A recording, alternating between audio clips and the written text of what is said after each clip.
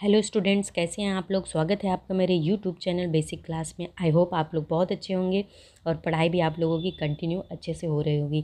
तो मैं आपके लिए एक बार फिर से आपका 9th का जो साइंस 2 लेसन हमारा 16 कंटिन्यू है। आज हम उसमें लेक्चर नंबर जो है 8 पढ़ने वाले हैं। तो आज हम इसमें आनुवंशिक विकृति पढ़ेंगे। विकृति मतलब डिसऑर्डर्स यानी कमियाँ, ऐसी कमी जो आनुवंशिक होती है, मतलब माता पिता में भी रहती है और बच्चों में भी वो हो जाती है, और उसका क्या हमें लक्षण होती है, वो क्यों होता है, ये सब चीज़ों के बारे में आज हम पढ़ेंगे। तो बहुत इंपॉर्टेंट टॉपिक है। बहुत सारी बीमारियों के बारे में हमें पता चलेगा, और जीन गुणसूत्र में क्या परिवर्तन या अपसामान्यता आती हैं जिसके कारण ये होता है। तो मैं आपसे यही रिक्वेस्ट करूँगी कि वीडियो को लास्ट तक ज़रूर देखें। लाइक, शेयर और सब्सक्राइब करना बिल्कुल भी ना भूलें, और जो है नोटिफिकेशन के लिए, न्यू वीडियोज़ की नोटिफिकेशन के लिए बेल आइकॉन जो है हिट करना बिल्कुल भी ना भूलें।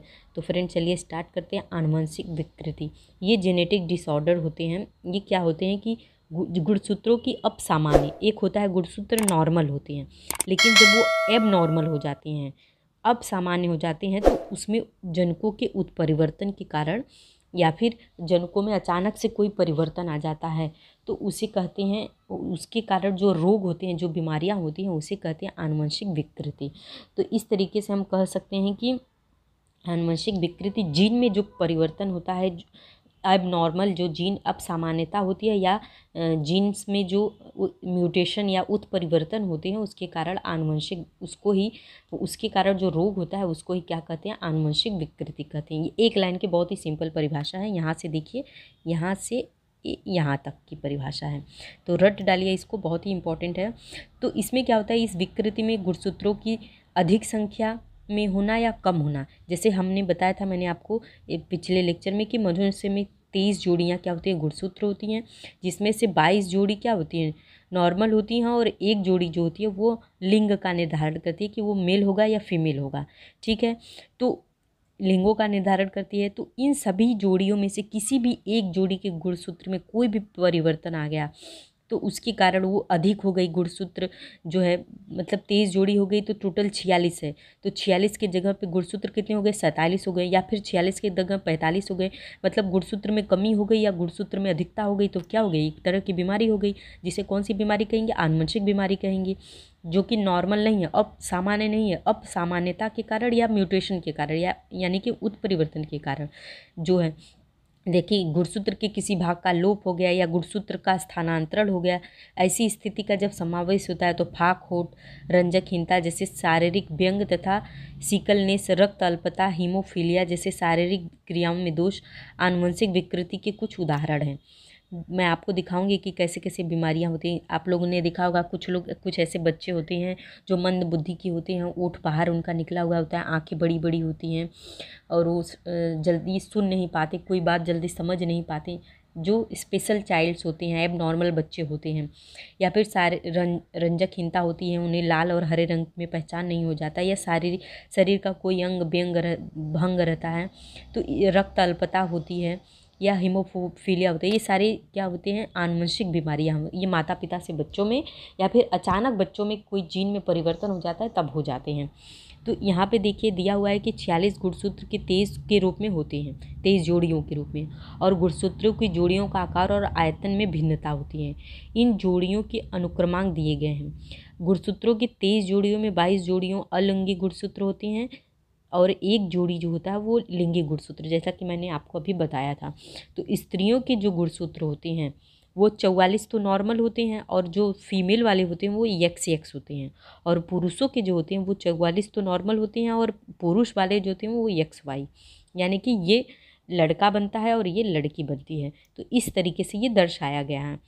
यूहान मेंडल ने अपने प्रयोगों में, देखिए यहाँ पे गुणसूत्र की कुछ रचना दी गई है, कुछ गुणसूत्र छोटे हो गए हैं, बड़े हो गए हैं।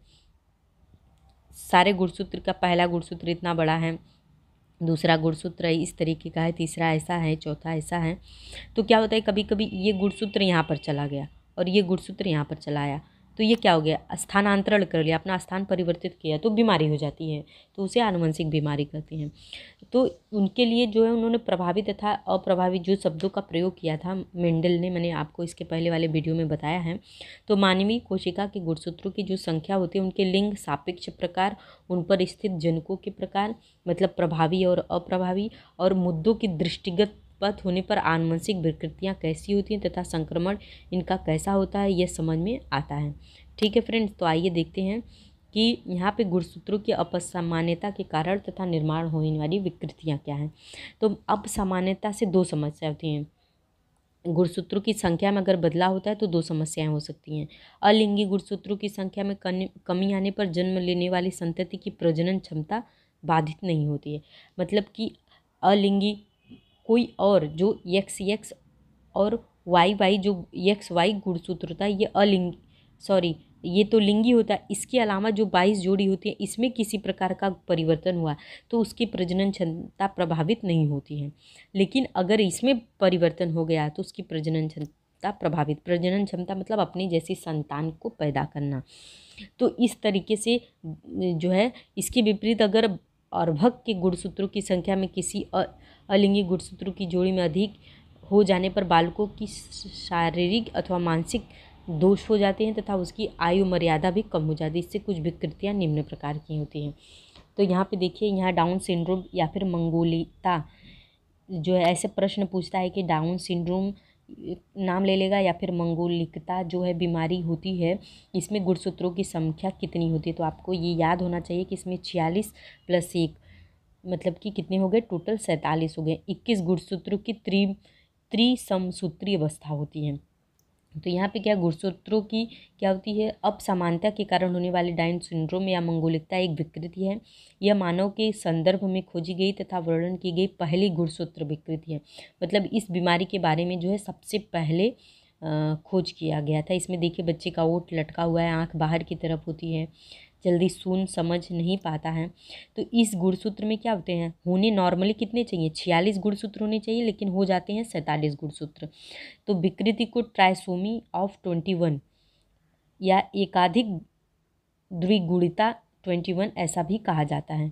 तो इसका 3 नाम हो गया, डाउन सिंड्रोम, मंगोलिकता, या फिर डाउन संलक्षण 46 + 1 21 गुणसूत्र की त्रिविमसूत्री, या फिर ट्राइसोमी ऑफ 21 इस तरीके से भी कह सकते हैं। क्योंकि इस विकृति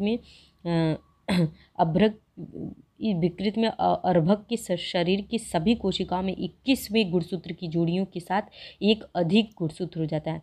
यहाँ पे 21वें के साथ नाम क्यों दिया गया है, क्योंकि जो अधिकता होती है वो 21वें गुणसूत्र के साथ होती है, इसलिए इसका यहाँ पे 21 कहा गया। इस ऐसे अर्भक की कोशिकाओं में 46 की जगह 47 गुणसूत्र दिखते हैं। ऐसे बालकों की गति मंद और दुर्लभतम मामलों में अल्पायु होने की आशंका होती है। मानसिक वृद्धि में बाधा सबसे प्रमुख लक्षण है। इसके बाद इनके मामले में फैली हुई गर्दन, चपटी नाक, छोटी उंगलियां, एक ही आड़ी हस्तरेखा, सिर पर बिरले बाल जैसे लक्षण भी दिखते हैं। मतलब इन सब के अलावा भी इनमें ये सब लक्षण दिखते हैं। तो इस तरीके से ये जो है बीमारियां होती है। उसके बाद दूसरा आनुवंशिक बीमारी है टर्नर सिंड्रोम या टर्नर संलक्षण। तो ये क्या होता है, ये अलिंगी गुणसूत्र की तरह लिंग गुणसूत्रों की असामान्यता के कारण विकसित होता है। इस सिंड्रोम में क्या होता है, 44 + X, इस विकार में X गुणसूत्र लैंगिकता में संबंधित भाग निरुपयोगी हो जाने के कारण एक ही गुणसूत्र X कार्यरत होता है अथवा जनकों से एक ही X गुणसूत्र संक्रमित होता है। ऐसी स्त्रियों में 44 + XX के बजाय 44 और X हो जाए। मतलब कि लड़कियां जो होती हैं, जो जन्म लेती हैं, उसमें क्या होना चाहिए, लड़कियों के गुणसूत्र 44 तो नॉर्मल होते हैं, प्लस XX होना चाहिए, लेकिन होता क्या है, 44 + X ही होता है। तो एक X की कमी हो जाती है, तो यानी कि 44 + X यानी कि 45 गुणसूत्र ही होते हैं, जिसके कारण क्या होती है, प्रजनन इंद्रियों की वृद्धि पूर्ण नहीं हो पाती है और उसमें प्रजनन क्षमता पर प्रतिकूल प्रभाव होता है। मतलब ऐसे पुरुष अगर हो गए या महिलाएं हो गई तो वो अपनी जैसे संतान पैदा नहीं कर पाती हैं। इसके बाद होता है नेक्स्ट बीमारी का नाम है क्लाइनफेल्टर सिंड्रोम या क्लाइनफेल्टर्स संलक्षण 44 XXY। इसमें ये पुरुषों के लिंग गुणसूत्र की असामान्यता के कारण ये विकार होता है। इसमें पुरुषों में जो है XY 44 प्लस एक्स वाई के स्थान पर एक और एक्स जुड़ जाता है और इसके कारण ये कितने हो जाते हैं, 47 हो जाते हैं। पुरुषों में गुणसूत्रों का स्वरूप पाया जाता है। लैंगिक अल्प विकास के कारण उनकी प्रजनन क्षमता पर प्रतिकूल प्रभाव होता है। इसे क्लाइनफेल्टर सिंड्रोम कहा जाता है। यानी कि 46 होने चाहिए तो कितने हो जाते हैं टोटल, 47 गुणसूत्र हो जाते हैं। इसको गिन लो, 44 प्लस 45, 46 और 47। तो इस तरीके से इसमें पुरुषों में जो है ये उनके लिंग गुणसूत्रों में असामान्यता के कारण होती है। राष्ट्रीय आरोग्य अभियान जो होता है ये ग्रामीण और आरोग्य अभियान 2005 से, जबकि राष्ट्रीय शहरी आरोग्य अभियान 2013 से प्रारंभ किया गया है। ग्रामीण और शहर के भागों में आरोग्य व्यवस्था का सशक्तिकरण करना, विभिन्न तरह की बीमारियों और रोगों का नियंत्रण करना, आरोग्य संबंध में जन जागृति करना और विविध योजनाओं के माध्यम से रोगियों और आर्थिक सहायता देना इस अभियान का मुख्य उद्देश्य होता है। ठीक है फ्रेंड्स, इसके बाद हम पढ़ते हैं एक जनुकीय विकार। इसके ऊपर आप लोगों ने जो पढ़ा था वो गुणों की असामान्यता। अब होते हैं एक जनुकीय विकार क्या होते हैं उसमें देख लेते हैं। वीडियो लंबा हो रहा है इसलिए मैं आज नेक्स्ट वीडियो में आपको एक जनुकीय विकार के बारे में बताऊंगी कि एक जनुकीय विकार मतलब उसमें क्या होता है, गुणसूत्रों में या फिर जनुक में किस प्रकार के परिवर्तन होते हैं कि ये विकार या बीमारी उत्पन्न होती है। तब तक के लिए फ्रेंड्स बाय। आपने अभी तक ये वीडियो देखा उसके लिए बहुत बहुत धन्यवाद। मैं प्रिपेयर करती हूँ आपके लिए नेक्स्ट वीडियो।